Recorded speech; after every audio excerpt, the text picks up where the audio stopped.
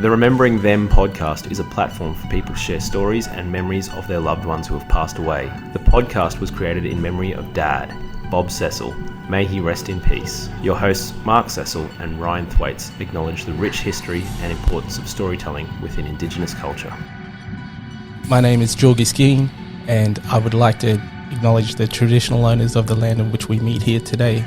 Today we're meeting in Meanjin, and those traditional owners are the Yagara and Turrbal people, and I'd also like to pay my respects to their elders past, present and emerging, and acknowledge my people, the Gubbi Gubbi people, and extend that acknowledgement to all Aboriginal and Torres Strait Islander people listening in today.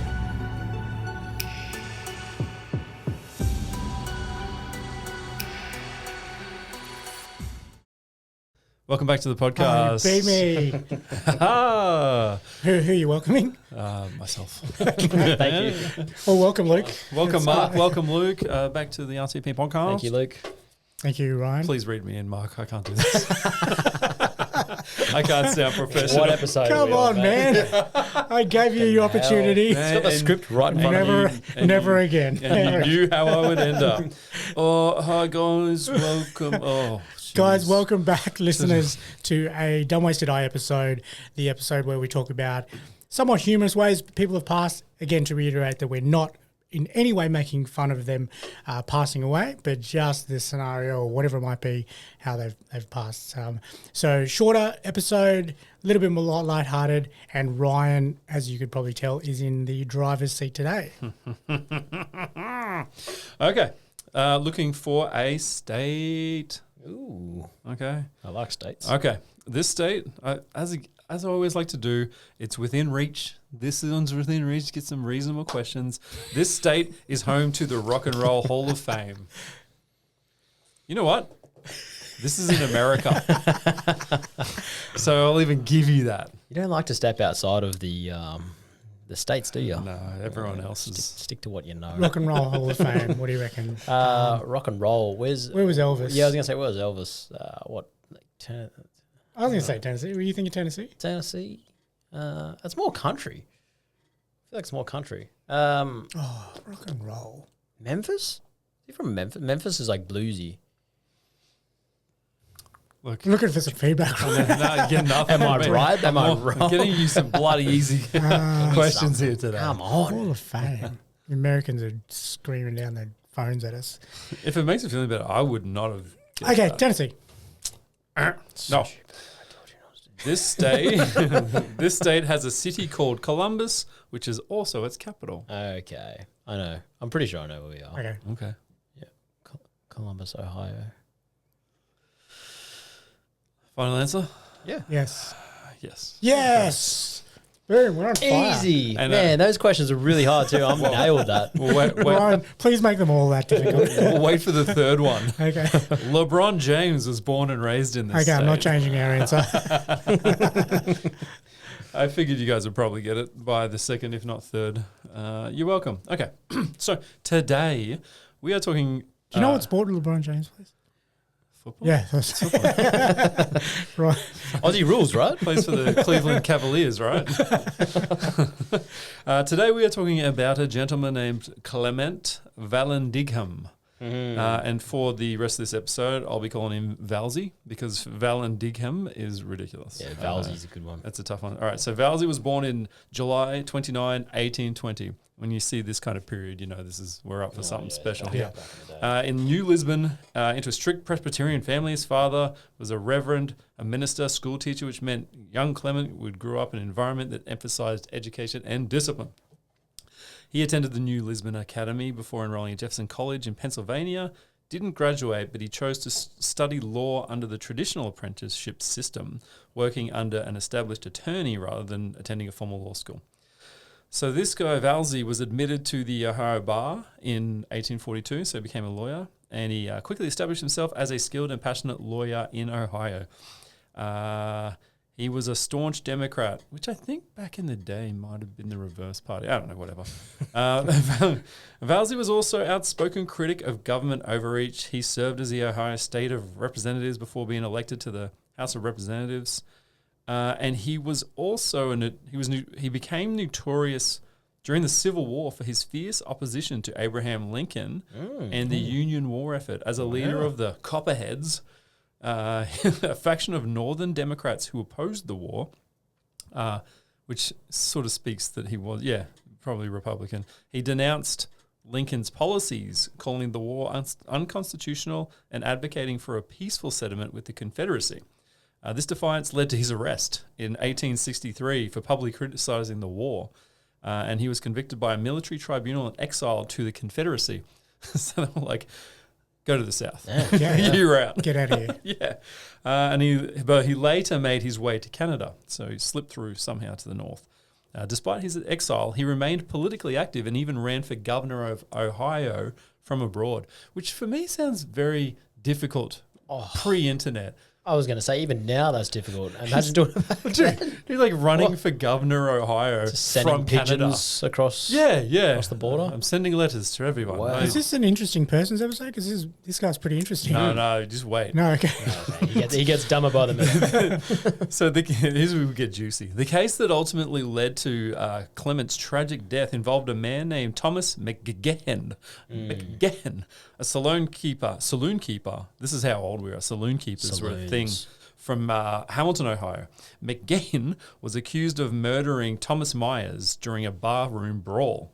The incident occurred in 1870 at the Golden Lamb Saloon in Ohio.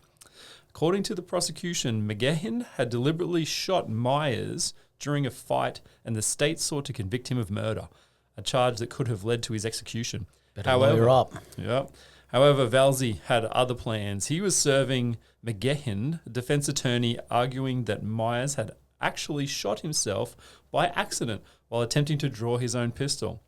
So Valzi, he devised a bold strategy to prove that Myers could have unintentionally shot himself in the abdomen while trying to pull his gun from the waistband or pocket. So he's, come out, boom, on the way out.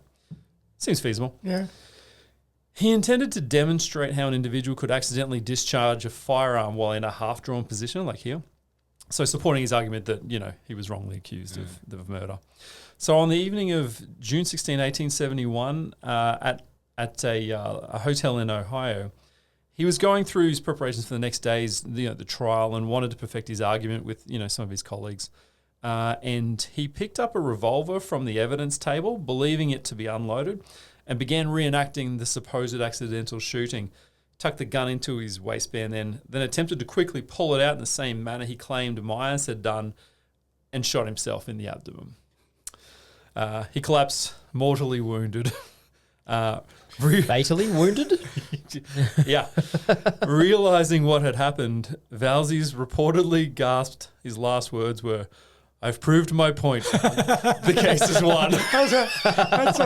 That's what I was expecting. Is that for real? That's for real. Because the equivalent modern day, I would have been like, "I told you." I told you so. Yeah, this is some old timesy focus, talk too. I've proved my point. The case is won. He was taken to the hotel. He was taken to his hotel bed and attended to by doctors, because back in the day they didn't take him anywhere. The doctors came to you with the little bag of stuff, I guess. So he died the following morning. And this is kind of where it ended, but I was like, no, I want more info here. So More. Because my question was, did the guy get acquitted? Because man, hell of a demonstration. Yeah, that's right. That was my question too. Yeah. Surely he got off. Well, guess what? I went into some more research, asked ChatGPT for more information. Dug through the libraries. Yeah, research for nights on end. Ironically, Valzi's death helped prove his case. His demonstration convinced the jury that such an accident was plausible, and as a result, Thomas McGehan was acquitted of all charges. He has to get acquitted. Wow. You Of have course. Your Of course. attorney dies doing that. Yeah. It would just been a waste. And so then that's where it could have ended. But I was like, well, what happened to that guy? What did he go on to? Yeah, do? well, tell me more about Thomas McGehan. And McGehan's freedom was short-lived. 3 years later, in 1874, Someone else. When he was showing his friends, This is what my attorney did. this is how I got off. Look, my attorney, an idiot. No.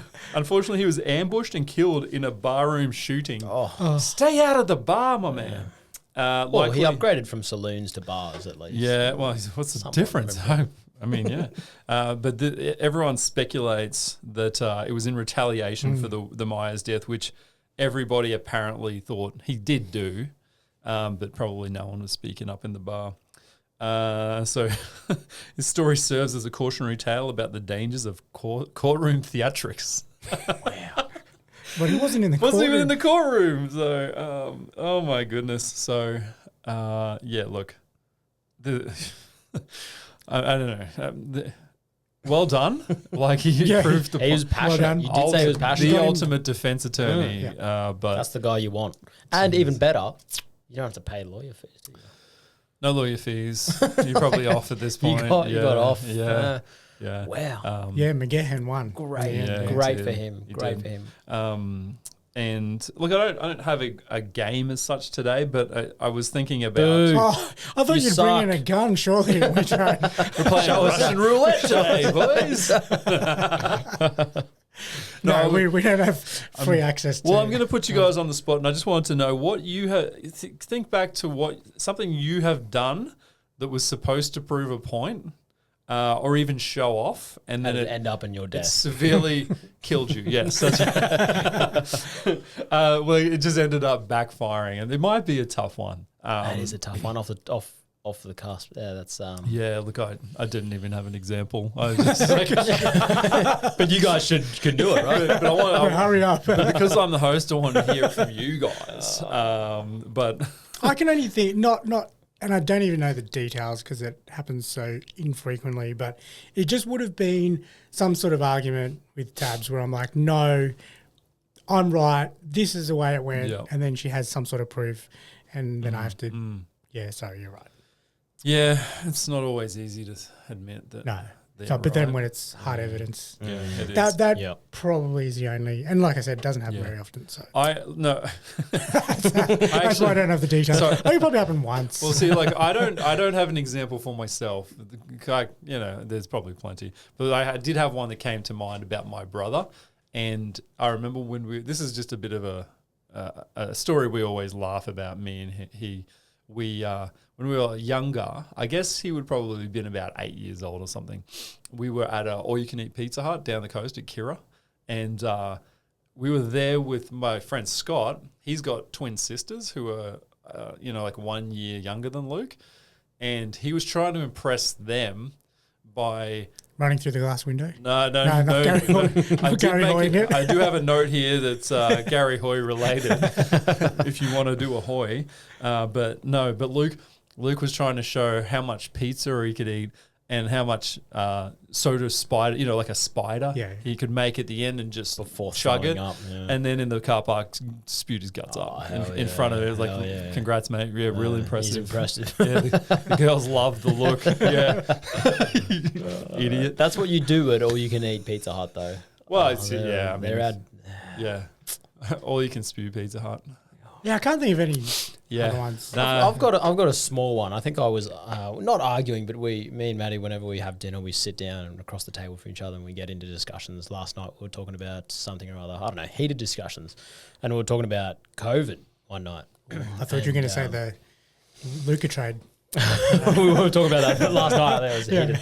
But we were talking about that, and we were talking about the incubation period, and I was pretty sure I was adamant, as all men are, but I was like, I'm pretty sure the incubation stage is at the end of the sickness, and that's when you pass it on to other people, and that's when the eggs, that's when you're most infectious. And she was just like, no, you're an idiot, and never answered and never gave me anything, and I was like, all right. And then I walked away, and I was like, wait, she's literally in medicine. Yeah, that's what I was about to say. I picked my battles, and that wouldn't have been one. Yeah, so I think she made me realise that one in the background. Sulked into bed later. Yeah, well, you are. I'm sorry. You are an idiot then. I'll take that one. The Remembering Them podcast is supported by My Legacy Message. How do you want to be remembered? My Legacy Message provides a service that delivers a keepsake video to your loved ones, often as a surprise, after you pass. My Legacy Message. Be remembered.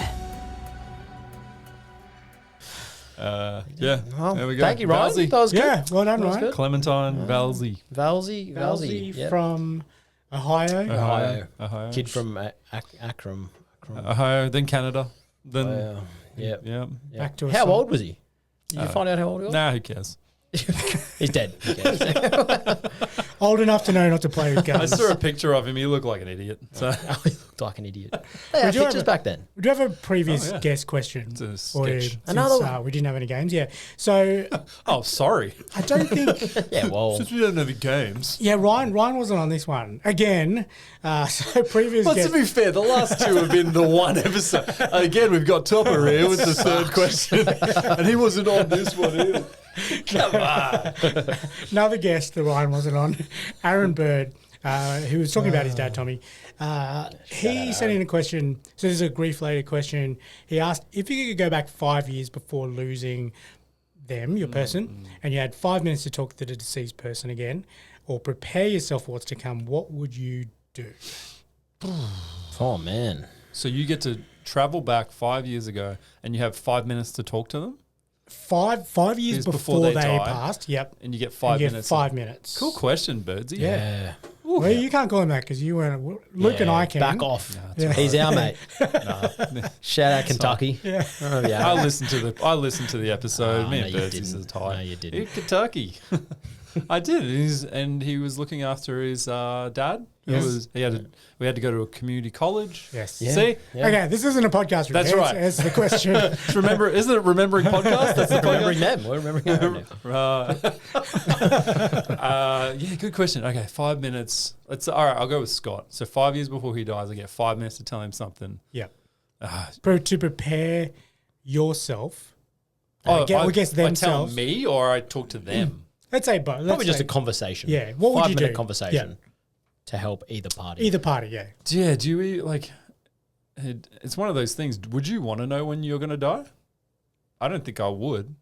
Why not? I kind of like this. Imagine if you knew you were going to die in 2 weeks, and you could just be like, "Yes, sweet, I'm quitting my job. I'm traveling around. I'm doing whatever." Because then you just live with this sense of dread that Give it here its it comes. 2 weeks. You're effectively on death row. You are. Like, I'd do that 100%. it's interesting. Yeah. See, I wouldn't. I wouldn't know it. Just take me in my sleep. Yeah. So back to the question. Come on, Ryan. What would I say? Do you want Yeah, what would you say? We can answer first if you want. I would, I would try and like hint to some urgency that maybe like things are coming to a close for you in the next 5 years. I don't know. I don't think I would say much. There's not much you can say to help. No, No. You know what I would do? I would give him the winners of like horse racing and like and just say, bro, bet on this big because then he'll get rich and then the next 5 years are going to be ball. That's a good point. That's a good That's point. all I got. Yeah, I don't mind that. What about you? Is this just Were you going to cover? I'd start with Scott. No, that's yeah. Oh, you can- do for the both. You go through, Mark, if you want. Yeah, you go. Rotate. A bit of Yeah, rotation, okay. yeah. So for Dad, tough one. I guess I wouldn't necessarily tell him what's to come, but just more so that let's make the most of this next, 12, 18 months, like Fine, probably yeah. stuff that we haven't been, done before. That's stuff that we'd done previously and I really enjoyed and I know he enjoyed, but we didn't do much after. So like, Yep.